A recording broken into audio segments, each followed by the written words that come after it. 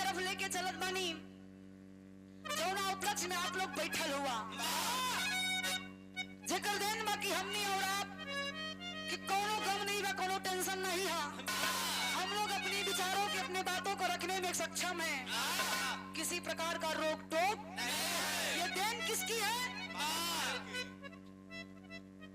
किसकी देन है? बाबा साहब की। ऐसे बोला कर, बाजिन बोला कर कुल में। ए भैया ये खातिर मात्र 5 मिनट के लोकगीत बा। आई गुरुजी देखा चाची बा पहले माइक पैसा लेला, बड़ी मेहनत से लेके एकर निगहिया पैसवे पर है।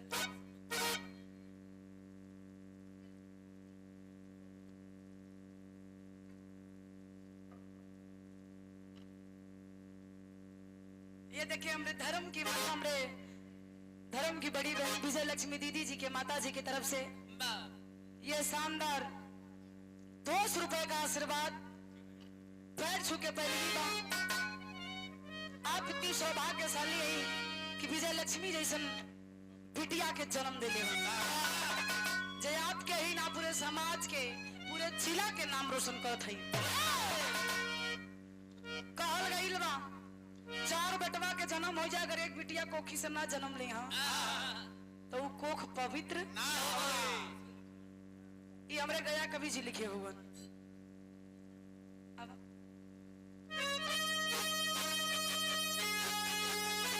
एक लाइन हम अपने विजय लक्ष्मी दीदी की खातिर कहब।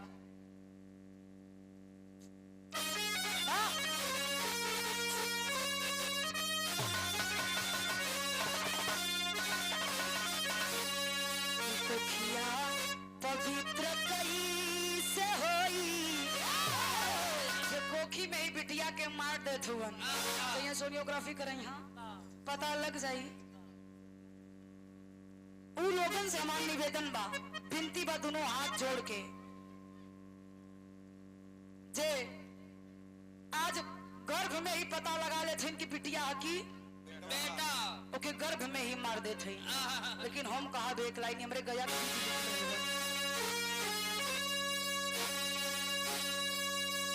और खासकर हमरे सुमित्रा जैसन दीदी रहे और विजय लक्ष्मी जैसन दीदी रहे। हम तो अभी शुरुआत है, सीढ़ी चढ़त है। सही पूछला अबे तो तू दूध पिए लो ना वो तो पल वाला था। का चाहत हुआ अब बोली हम मत को बात जोन हम का बोके बोलूंगा। एक लाइन है गुरुजी कैसन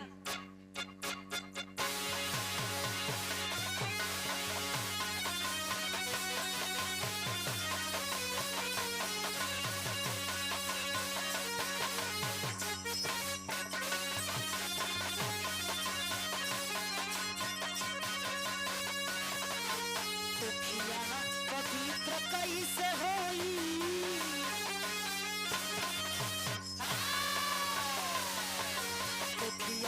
पवित्र कैसे होई जवन को बिटिया न होई।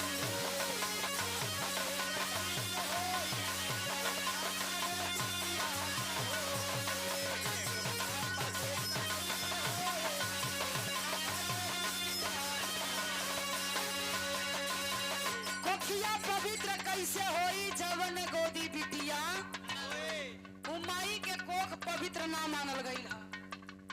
जोने कोख में बेटी के जन्म भले बेटवा के भाई बेटी जे बजवाई दा सोहर गवाई दा बिटिया हो जाती जैसे लागत उनके मुड़े पाथर पड़ी है।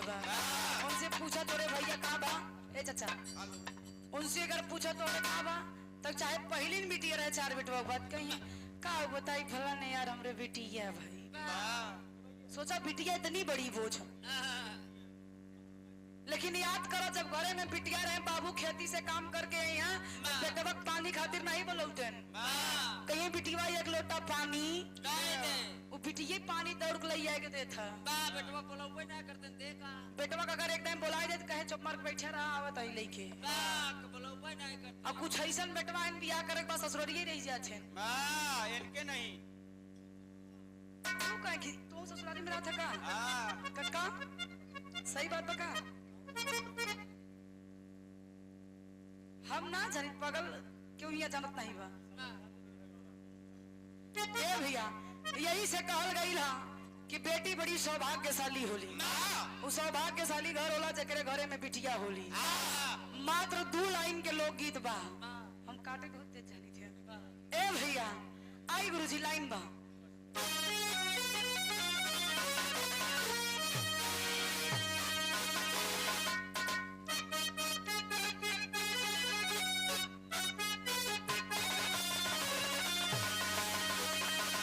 सवा के राजी अरे गईले संविधानवा सवा के राजी गईले संविधानवा ला ला नावा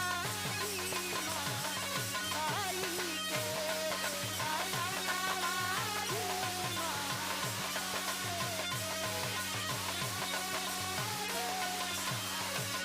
बहुत अच्छा।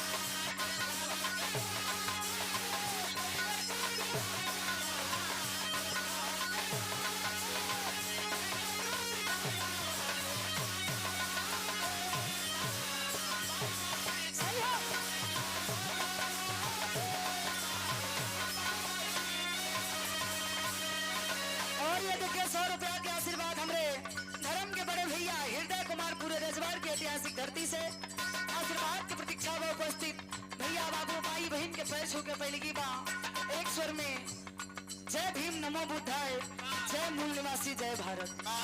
ए भैया आज कहना बा कि देशवा के रची गईले संविधानवा ललनवा यही खातिर हम एक लाइन कहिला कि फूलों की कहानी बहारों ने लिखी, फूलों की कहानी बहारों ने लिखी, रातों की कहानी सितारों ने लिखी। हम नहीं है किसी के गुलाम, हम मूल निवासी 85, हम नहीं है किसी के गुलाम क्योंकि हमारी और आपकी कहानी बाबा साहब ने लिखी। अगली लाइन में कभी संकेत करत हुवन कैसे सगही के बादे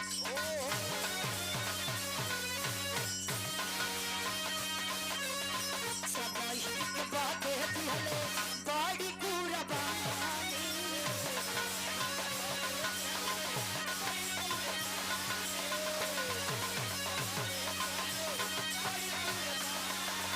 और ये 50 रुपया के आशीर्वाद आशीष बौद्ध भीम आर्मी बदलापुर विधानसभा मेरा की ऐतिहासिक धरती से ये भैया की तरफ से 50 रुपया के आशीर्वाद इस गीत को इस भाव को समझते हुए हम सब के लिए हमारे आइडल हमारे बाबा साहब ने किया क्या है संकेत बाबरू जी।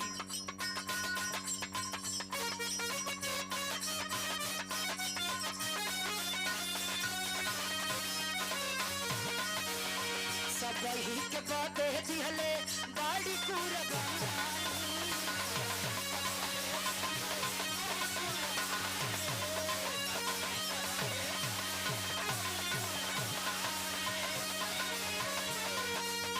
हम के हाथ लौरा पिए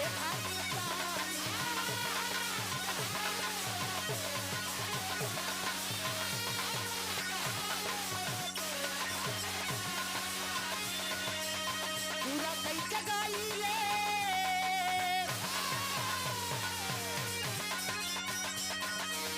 पूरा कई जगाई ले सगरो सपना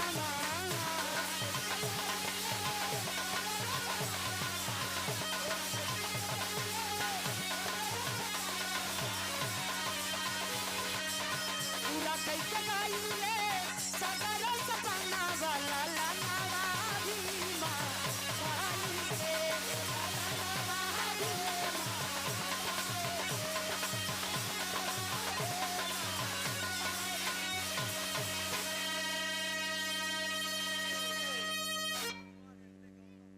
धर्म के बड़े भैया हृदय गौतम पूरे रजवाड़ की धरती से 100 रुपया के आशीर्वाद बहुत बहुत प्रणाम आशीर्वाद के प्रतीक्षा बा। ए भैया सबही के बदे दिहले बड़ी कुर्बानी हमनी के हक और पिए खातिर पानी उ समय याद करा जब हमनी के अछूत चरम सीमा पर रहे। ए बाबू गटई में हाड़ी और कमर में झाड़ू समय के परिस्थिति सोचा, अगर एक कुआं में जाके कोई दलित वर्ग का या पिछड़े वर्ग का जाके पानी पी ले तो वो कुआं अछूत मानल जाता है। इस सब से छुटकारा के दिलौलस बाबा साहब बहुत बढ़िया। ए भैया सच्चाई बा। हाँ? अब पैसा वाला काम नहीं है, धीरे-धीरे प्रयास जारी रखो। ए बाबू, आज हम सब के लिए बाबा साहब ने जो करके गए हैं, अगर हम उनका दिन रात पूजा करें तो भी कम है। ये खातिर कवि जी लिखत हुआ कि रोटी की कोई धर्म नहीं, रोटी की कोई धर्म नहीं, पानी की कोई जाति नहीं, अरे इंसानियत जहाँ जिंदा है वहाँ मजहब की कोई। क्योंकि यहाँ महिरे गड़रिया पासी ठाकुर छमार जोन जाति ब्राह्मण ऊपर से नहीं बन के आइल है। माई के कोखिया में सब लइका रहे जात पशु में बनावल गईल बा। ई भैंस है, ई बकरी है, ई गाय है, ई पासी हो, ई चमार हो, ई अहीर हो, ई कुहार हो। ए भैया ई जात बा, ई जाति नहीं बा, लेकिन बा हमरे समाज में ई सब के दूर करे के बा। यही खातिर एक लाइन और लिखे के पड़ल का,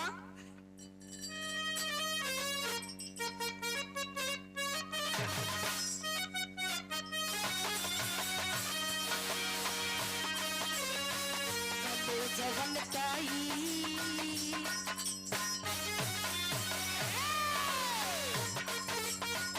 जोन गले में आई टाई लटकत बा, हाथे में पेन आई के कर देन बा बाबा साहेब के एक नंबर। गले जवन काई बाटे, हाथ जवन पे न हो,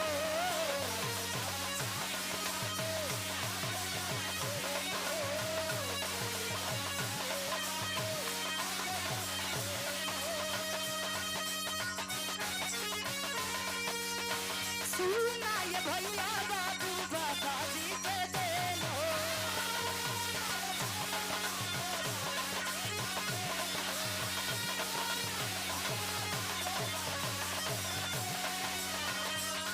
कि हक अधिकार खातिर,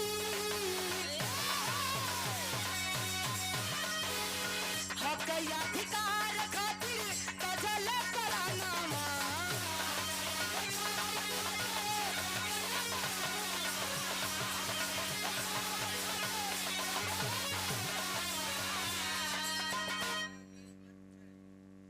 ये देखिए हमारे दोनों भाई की तरफ से पंकज कुमार और बड़े भैया नीरज कुमार, पूरे रजवाड़ की धरती से शानदार 200 रुपए का आशीर्वाद। भैया के पांव छू के पहले की बार उपस्थित जनता जनार्दन के पैर छू के प्रणाम बा। एक स्वर में जय भीम नमो बुद्धाय। ए बाबू, कहल गईल बा जाति धर्म हमनी में नहीं बा, हमनी केवल मानव बानी। मानवता का पाठ हमारे बाबा साहब ने पढ़ा के गए, संविधान में लिख के गए, उसका हमें पालन करना है, उसका अनुसरण करना है। यही खातिर किसी कहने वाले ने कहा है कि कोई कहता है कि हिंदू खतरे में है, कोई कहता है कि हिंदू खतरे में है, कोई कहता है कि मुसलमान खतरे में है। अरे धर्म के ठेकेदारों, जरा चश्मा उठा कर देखो, हमारा संविधान खतरे में है। संविधान के बचाए लग के खतरे उतरे में ये खातिर लिखे के पड़ल का,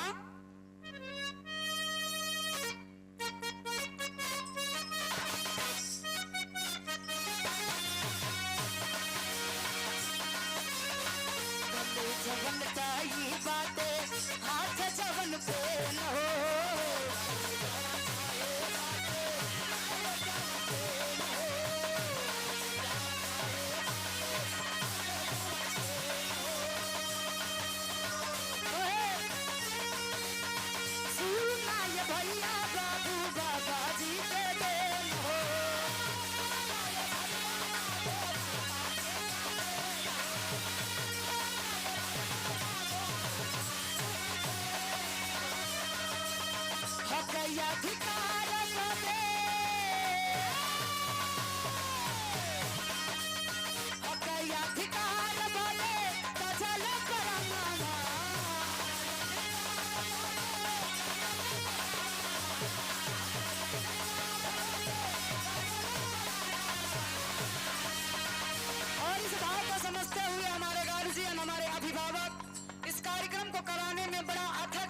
मेहनत किए हमारे पूजनीय चाचा जी श्री उमाकांत यादव चाचा जी पूरे रजवार की धरती से शानदार 200 रुपए का आशीर्वाद सुंदर पुष्पहार पैर छुके पहले की बाई से ही समाज में बढ़ चढ़ के आप लोग भाग ले एक दूसरा के सहयोग करी सपोर्ट करी तब लगा था कि आप परिवार बा आई गाँव नाता यही देखें कि पड़त बा देखा साइड में बारे हमरे विजय लक्ष्मी दीदी और हमरे उमाकांत चाचा के कोटि कोटि प्रणाम वकील साहब के बहुत बहुत धन्यवाद बा इस कार्यक्रम के सफल बनावे में। और हमारे बड़े भैया आकाश गौतम पूरे रजवार की धरती से 100 रुपया के आशीर्वाद पैर छुके प्रणाम आशीर्वाद के प्रतीक्षा है कहना पड़ा काम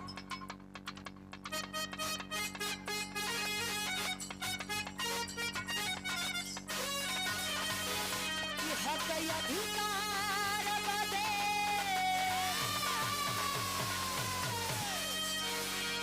कि हक अधिकार बदे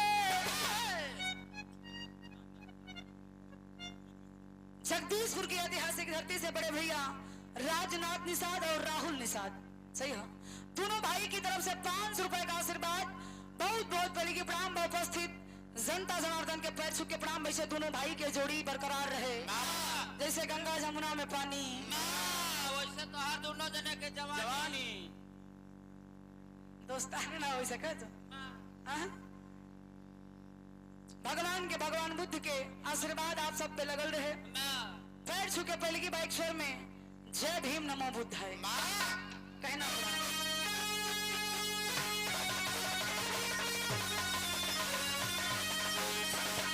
हक अधिकार बदे जल पराना वाला लाना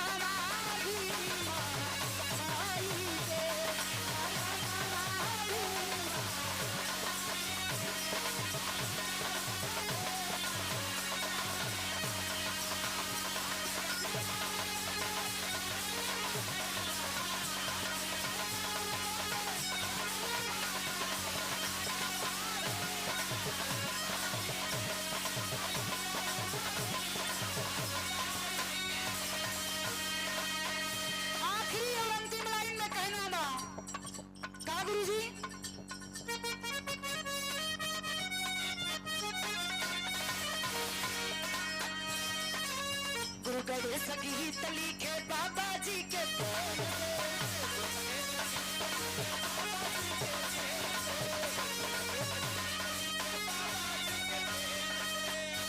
हमारे बड़े भैया कल्लू पूरा रजवाड़ की धरती से 100 रुपया के आशीर्वाद बहुत बहुत प्रणाम हो कहना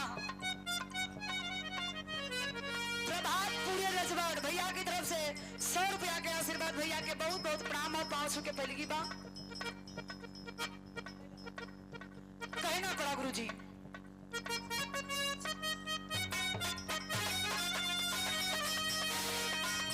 गुरु बड़े सगी तली के बाबा जी के प्रेम से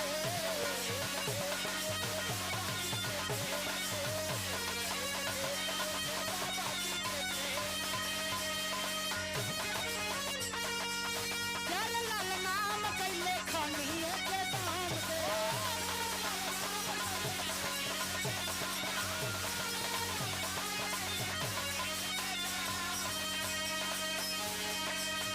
ज्योतिया तो गया कभी अरे चुमले चराना ज्योतिया तो गया कभी अरे चुमले चराना लाला नवा भीमा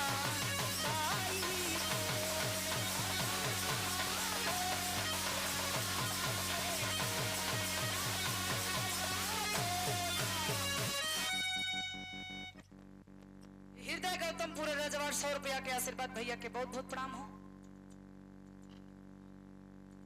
और हमारे धर्म के बड़े भैया संतोष निषाद मेढ़ा की धरती से 200 रुपए का आशीर्वाद भैया के पांव छू के पहले की बा आशीर्वाद के प्रतीक्षा बा उपस्थित जनता जनार्दन के पैर छू के प्रणाम बा कि ज्योति यादव गया कभी और चुनी है चराना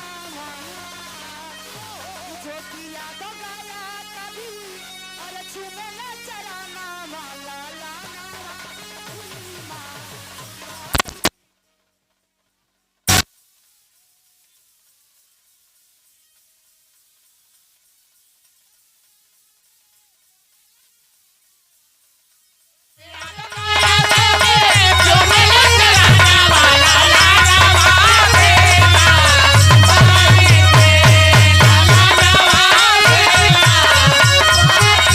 ललनवा